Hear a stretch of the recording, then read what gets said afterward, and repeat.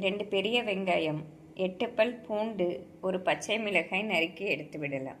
வெங்காயம் சற்று அதிகம் போட்டால்தான் டேஸ்டியாக இருக்கும். நாம் அதலக்காயை காம்பு நீக்கி எடுத்து விடலாம்.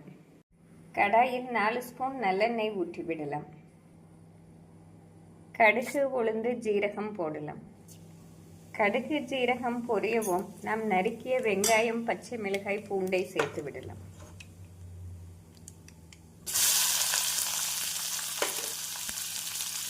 நாம் கறிவேப்பிலை சேர்த்து விடலாம்.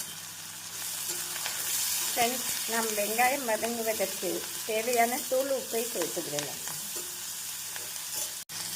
நம்ம அதலக்காய் பொரியலுக்கு சற்று குறைவாக உப்பு போட்டால்தான் டேஸ்டியாக இருக்கும்.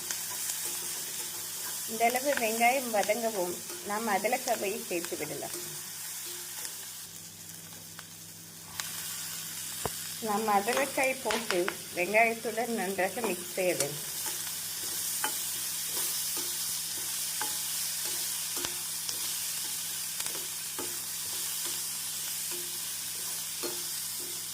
நாம் இதனுடன் 1 ஸ்பூன் மஞ்சள் பொடி, 1 ஸ்பூன் குழம்பு மிளகாய் பொடி சேர்த்து விடலாம்.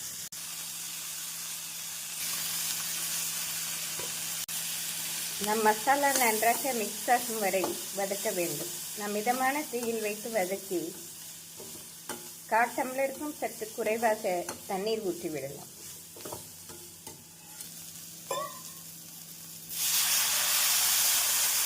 இந்த அளவு தண்ணீர் போதுமான. நாம் மூடி போட்டு மிதமான தீயில் ஒரு 8 நிமிடம் வைத்து விடலாம். ஃப்ரெண்ட்ஸ், அதலக்காய் நன்றாக வெந்து வந்துவிட்டது. இந்த சமயம் நாம் சிறிதளவு புளி தண்ணீர் ஊற்றி விடலாம். இந்த அளவு புளி தண்ணீர் ஊற்றினால் அதலக்காய் பொரியல் டேஸ்டியாக இருக்கும். இதனுடன் சிறு துண்டு வெல்லம் சேர்த்து விடலாம்.